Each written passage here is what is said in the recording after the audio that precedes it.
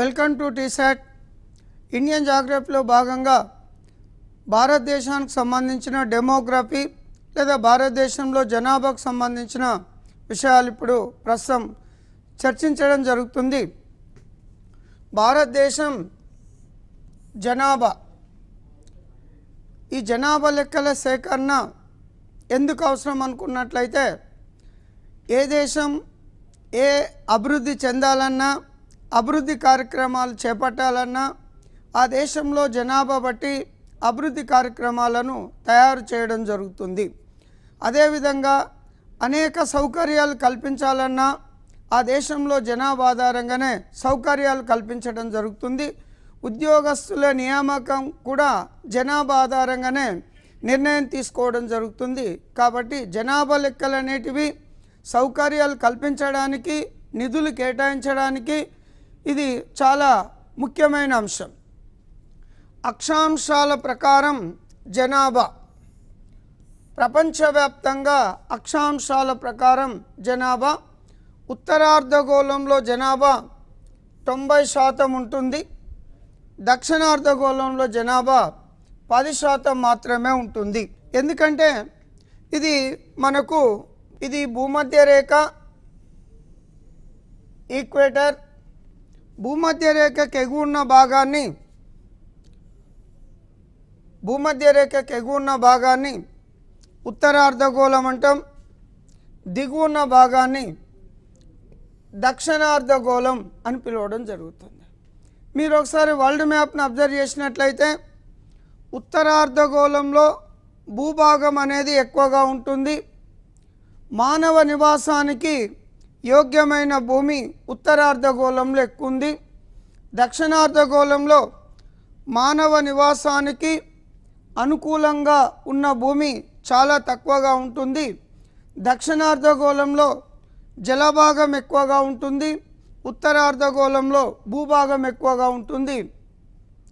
కాబట్టి ఉత్తరార్ధగోళంలో జనాభా 90% ఉంది, దక్షిణార్ధగోళంలో జనాభా 10% మాత్రమే ఉండడం జరిగింది. ఎందుకంటే దక్షిణార్ధగోళంలో జలభాగం ఎక్కువగా ఉంటుంది. ప్రపంచ జనాభా స్వరూపం తీసుకున్నట్లయితే 1830లో ప్రపంచ జనాభా 100 కోట్లు లేదా 1 బిలియన్. 1930లో ప్రపంచ జనాభా 200 కోట్లు లేదా 2 బిలియన్స్. 1960లో ప్రపంచ జనాభా 300 కోట్లు, 3 బిలియన్స్. 1975లో 400 కోట్లు, 4 బిలియన్స్. 1987లో 500 కోట్లు, 5 బిలియన్స్. ప్రపంచవ్యాప్తంగా 500 కోట్లకు చేరిన సందర్భంగా జూలై 11ను ప్రపంచ జనాభా దినోత్సవంగా యునైటెడ్ నేషన్ ఆర్గనైజేషన్ వాళ్ళు ప్రకటించడం జరిగింది. 1999 అక్టోబర్ 12 నాటికి ప్రపంచ జనాభా 600 కోట్లకు చేరుకుంది. కాబట్టి అక్టోబర్ 12ను డే ఆఫ్ 6 బిలియన్గా ప్రకటించడం జరిగింది.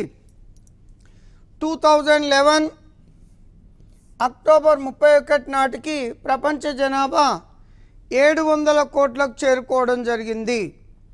7 బిలియన్స్. 7 బిలియన్ బేబీ నర్గిస్ అమ్మాయిది ఉత్తరప్రదేశ్లోని లక్నో 7 బిలియన్ బేబీగా అమ్మాయి పేరును ప్రకటించడం జరిగింది. జనాభాను అధ్యయనం చేసే శాస్త్రాన్ని డెమోగ్రఫీ అని పిలుస్తాం. జనాభా సిద్ధాంతాన్ని ప్రతిపాదించింది టిఆర్ మాల్థస్. భూమిపై పుట్టే ప్రతి బిడ్డ అభివృద్ధికి కారకుడవుతాడు అని ఎడ్విన్ కానన్. భూమిపై పుట్టే ప్రతి బిడ్డ ఆర్థికంగా నరకాన్ని పెంపొందించిన వాడవుతాడు అని టిఆర్ మాల్థస్ ప్రకటించడం జరిగింది. జనాభా అంటే ఒక ప్రాంతంలో స్థిర నివాసం ఏర్పాటు చేసుకున్న ప్రజలను జనాభాగా పరిగణించడం జరుగుతుంది. భారత రాజ్యాంగం ప్రకారం జనాభా లెక్కల సేకరణను కేంద్ర జాబితాలో చేర్చారు. దీనిని రాజ్యాంగంలోని 7వ షెడ్యూల్లోని ఆర్టికల్ 246 వివరిస్తుంది. భారతదేశంలో జనాభా లెక్కలు 1872లో లార్డ్ మేయో గవర్నర్ జనరల్ కాలంలో దాదాబాయి నౌరోజీ మొదటి జనాభా లెక్కలను సేకరించడం జరిగింది. అయితే ఇప్పుడే జనాభా లెక్కలు ఎందుకు సేకరించడం జరిగింది? ఇంతకుముందు జనాభా లెక్కల సేకరణ లేదా 1872 కంటే ముందు భారతదేశాన్ని కొన్ని వందల సంవత్సరాలు స్వదేశీ రాజులు, విదేశీ రాజులు పరిపాలించడం జరిగింది. సెంట్రలైజ్డ్ అడ్మినిస్ట్రేషన్ లేకపోవడం వలన ఎవరి ప్రాంతానికి వాళ్ళే జనాభా లెక్కలను చూసుకోవడం జరిగింది. ముఖ్యంగా ఈస్ట్ ఇండియా కంపెనీ భారతదేశంలో వ్యాపార నిమిత్తం 1600లో రావడం జరిగింది. 1600 నుంచి ఈస్ట్ ఇండియా కంపెనీ వ్యాపారం చేస్తూ మరియు పరిపాలన చేసే దశకు రావడం జరిగింది. ఈస్ట్ ఇండియా కంపెనీ చేసిన అనేక అనైతిక కార్యకలాపాల వలన భారతదేశంలో 1857లో సిపాయిల తిరుగుబాటు లేదా మ్యూట్నీ ఆఫ్ సిపాయి రావడం జరిగింది.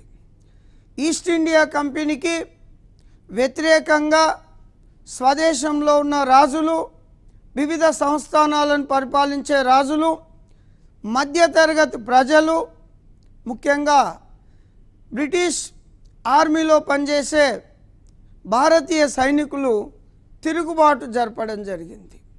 ఈ తిరుగుబాటుకు స్వదేశీ రాజులు ఈస్ట్ ఇండియా కంపెనీకి సహాయం చేయడం వల్ల ఈ తిరుగుబాటు విఫలం కావడం జరిగింది.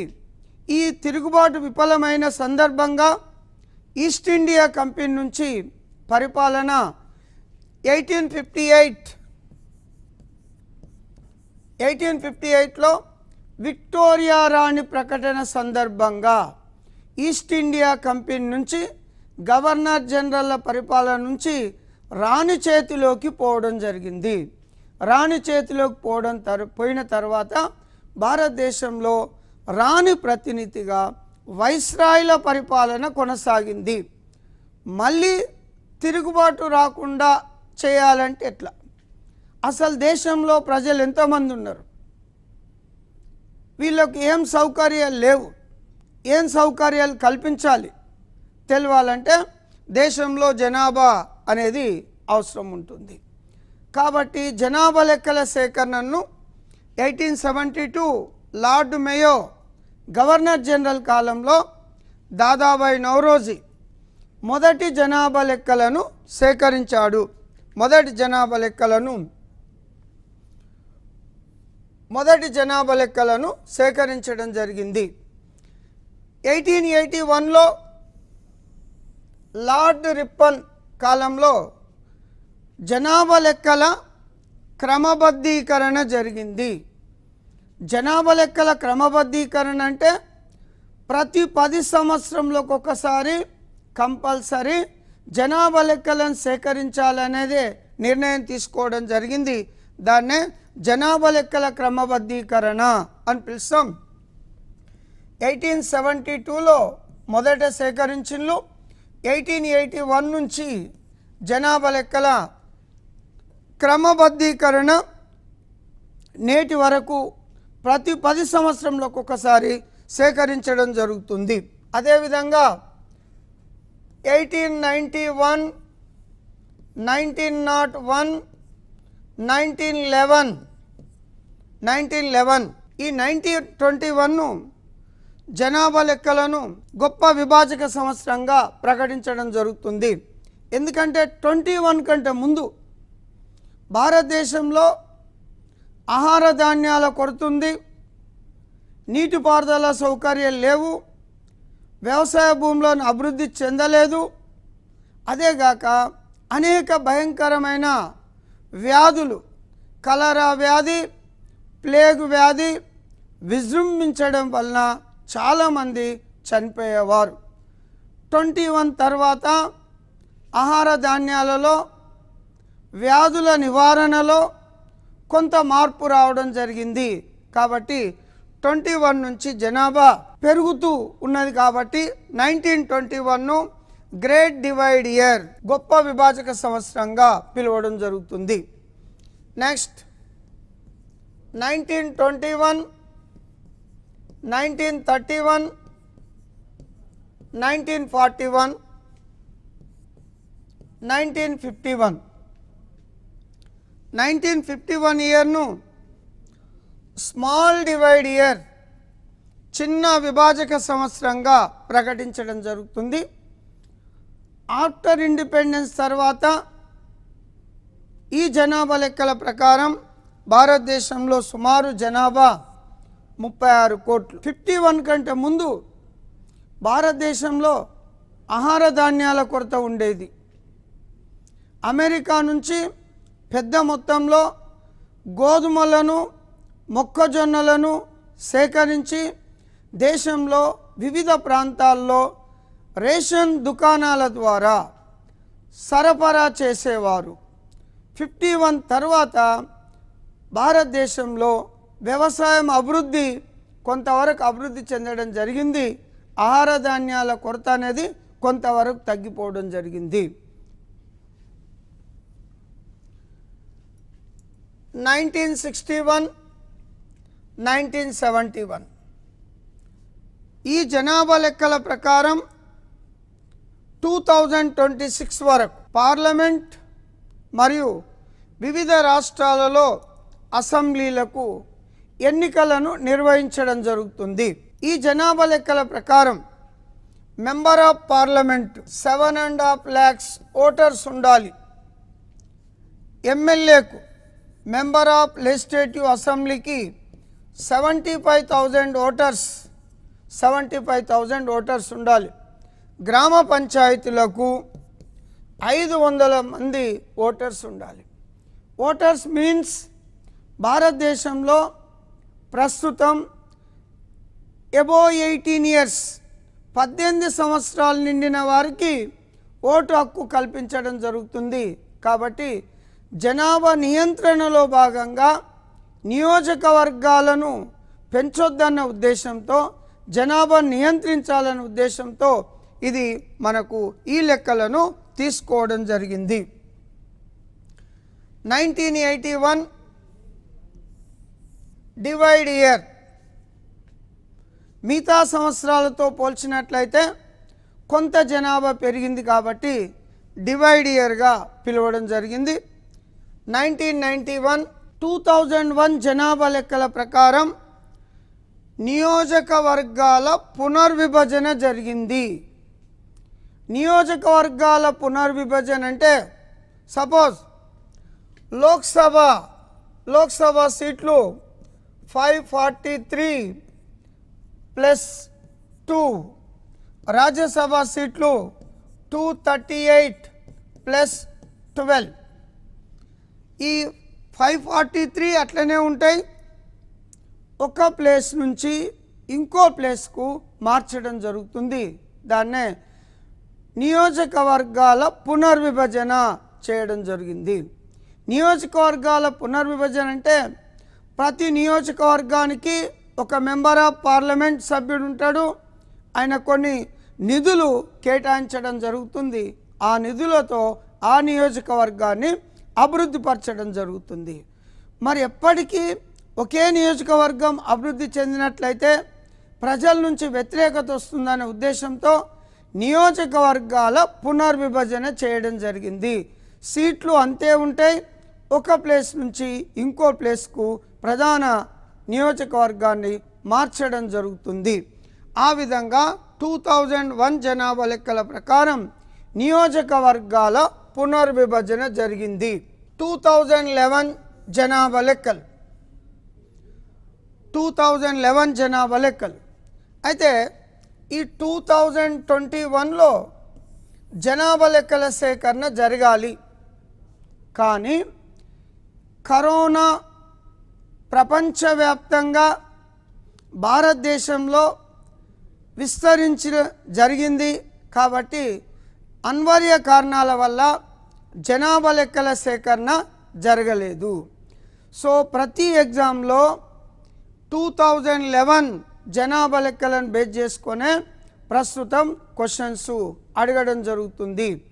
ఈ 2011 జనాభా లెక్కలు మొదటి నుండి 15వ జనాభా లెక్కలు ఆఫ్టర్ ఇండిపెండెన్స్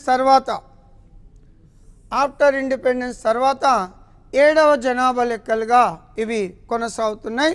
ఈ జనాభా లెక్కల ప్రకారమే ప్రస్తుత కాంపిటేటివ్ ఎగ్జామ్స్లో పోటీ పరీక్షలలో క్వశ్చన్స్ అడగడం జరుగుతుంది. 1976 ఏప్రిల్ 16న కేంద్ర ప్రభుత్వం మొదటి జనాభా విధానాన్ని ప్రకటించడం జరిగింది. 2000 సంవత్సరంలో ఎంఎస్ స్వామినాథన్ కమిటీ సిఫార్సులతో నూతన జనాభా విధానాన్ని ప్రకటించారు. ఈ నూతన జనాభా విధానం ప్రకారం 2045 నాటికి భారతదేశంలో జనాభా స్థిరీకరణ సాధించాలని ఒక టార్గెట్ పెట్టుకోవడం జరిగింది. జనాభా స్థిరీకరణ అంటే జన్మించే వాళ్ళు జన్మిస్తారు, మరణించే వాళ్ళు మరణించడం జరుగుతుంది. కాకపోతే జనాభా పెరగకుండా జనాభాను స్థిరీకరించినప్పుడే ఈ అభివృద్ధి చెందుతున్న దేశాలనేటివి అభివృద్ధి చెందిన దేశాలుగా మారడం జరుగుతుంది. ఎందుకంటే ఏ దేశం కానికైనా ఆ దేశం భరించే స్థాయిలో జనాభా ఉండాలి. అంతకన్నా ఎక్కువ పెరిగినప్పుడు అభివృద్ధి కార్యక్రమాలు అనేటివి తక్కువగా జరుగుతుంది. ఎంత అభివృద్ధి కార్యక్రమాలు జరిగినా పెరుగుతున్న జనాభాకు అనుగుణంగా అభివృద్ధి జరగట్లేదు. కాబట్టి జనాభా స్థిరీకరణ జరిగినప్పుడు అభివృద్ధి కార్యక్రమాలు అనేటివి ఎక్కువ చేపట్టవచ్చు, ఎక్కువ సౌకర్యాలు అనేటివి కల్పించవచ్చు. సపోజ్ యూరోపియన్ దేశాలలో జనాభా తక్కువగా ఉంటుంది, ఆ దేశ విస్తీర్ణం ఎక్కువగా ఉంటుంది, అనేక సౌకర్యాలు అనేటివి కల్పించడం జరుగుతుంది. భారతదేశం, చైనా లాంటి దేశాల్లో జనాభా విపరీతంగా పెరుగుతుంది, భూభాగం అంతే ఉండడం జరుగుతుంది. కాబట్టి భూమిని పెంచుకోవడానికి అవకాశం లేదు. కాబట్టి జనాభాను తగ్గించుకోవడానికి అవకాశం ఉందన్న ఉద్దేశంతో జనాభా స్థిరీకరణ సాధించాలని భారత ప్రభుత్వం ఒక విధానాన్ని చేపట్టడం జరిగింది. భారతదేశంలో తొలిసారిగా కుటుంబ నియంత్రణ ప్రక్రియను చట్టబద్ధం చేసి కుటుంబ నియంత్రణ కార్యక్రమాన్ని 1952లో ప్రారంభించారు. ప్రపంచవ్యాప్తంగా అన్ని దేశాలలో కంటే మొట్టమొదటిసారిగా అధికారికంగా కుటుంబ నియంత్రణ ప్రోగ్రాంను చేపట్టడం జరిగింది. ఒక బిడ్డ లేదా ఇద్దరు లేదా ముగ్గురు తర్వాత కుటుంబ నియంత్రణ కార్యక్రమాన్ని చేపట్టడం జరిగింది. ఇది ప్రపంచంలో తొలిసారిగా భారతదేశంలో ఈ కార్యక్రమాన్ని చేపట్టడం జరిగింది. 1966లో కుటుంబ నియంత్రణ శాఖను ప్రారంభించడం జరిగింది. ఏకంగా కుటుంబాల అభివృద్ధి కొరకు, కుటుంబ నియంత్రణ కొరకు ప్రభుత్వంలో ప్రత్యేక శాఖను ప్రారంభించడం జరిగింది. 1972లో గర్భస్రావాన్ని చట్టబద్ధం చేసినారు. కుటుంబ నియంత్రణ ప్రాధాన్యతను 8వ పంచవర్ష ప్రణాళికలో చేర్చడం జరిగింది.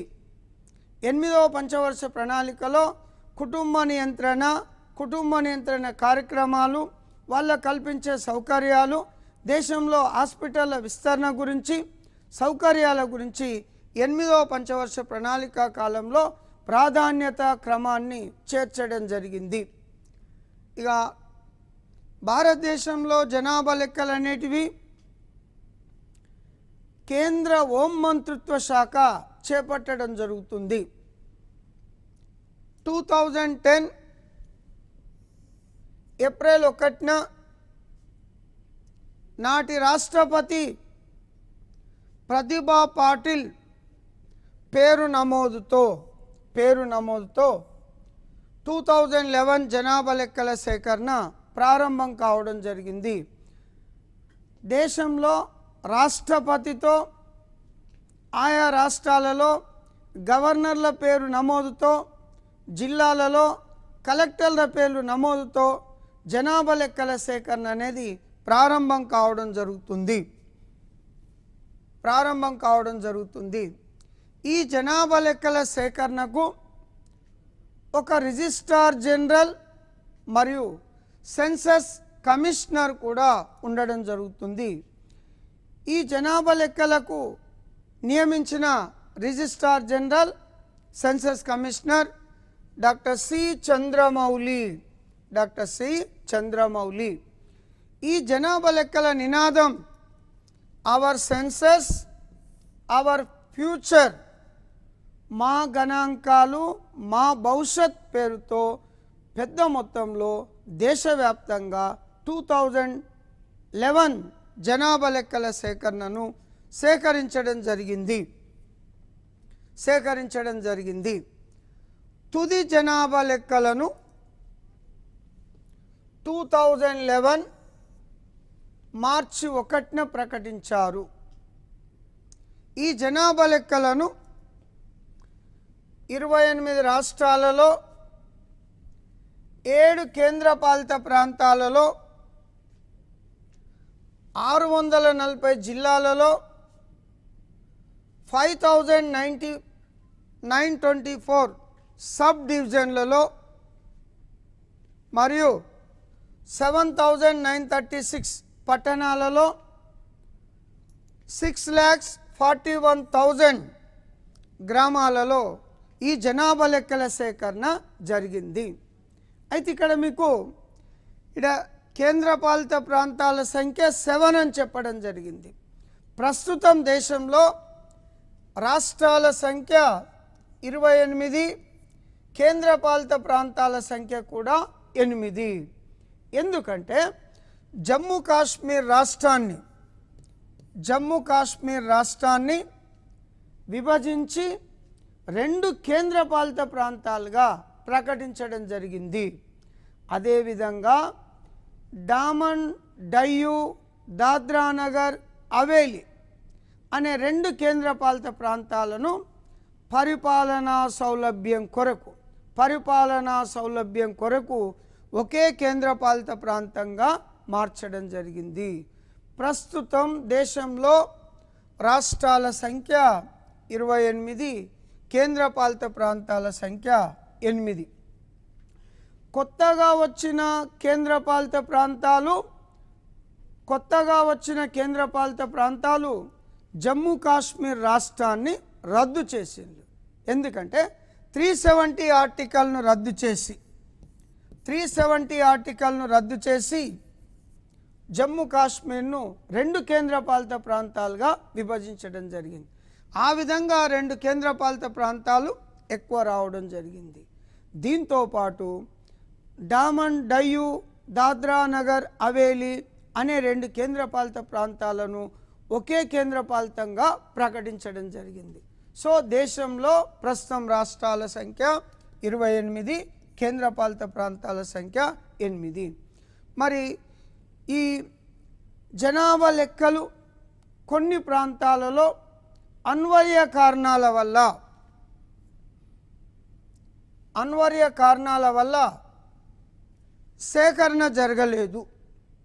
ముఖ్యంగా మణిపూర్ రాష్ట్రంలోని సేనాపతి జిల్లా పరిధిలో, మణిపూర్ రాష్ట్రంలోని సేనాపతి జిల్లా పరిధిలో 3 సబ్ డివిజన్లలో జనాభా లెక్కల సేకరణ అంటే 2011 జనాభా లెక్కల సేకరణ జరగలేదు.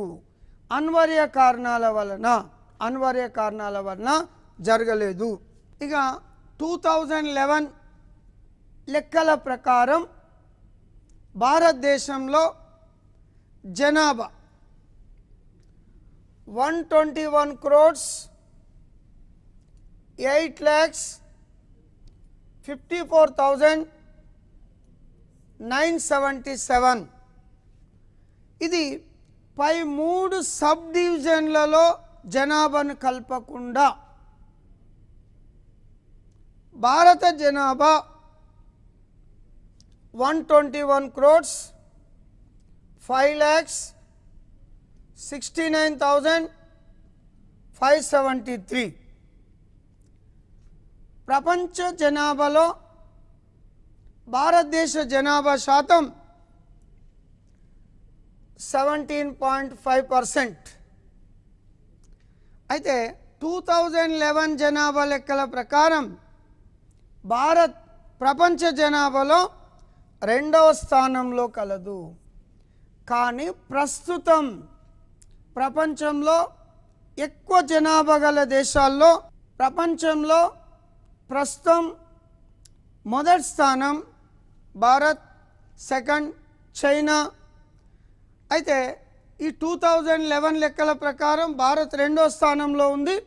ఇప్పుడు చైనాను భారతదేశ జనాభా దాటిపోవడం జరిగింది. కాబట్టి ఇప్పుడు ప్రపంచ జనాభాలో భారత్ మొదటి స్థానంలో ఉండడం జరిగింది. భారతదేశ జనాభా మిగతా విషయాలు తదుపరి క్లాస్లో చర్చించడం జరుగుతుంది.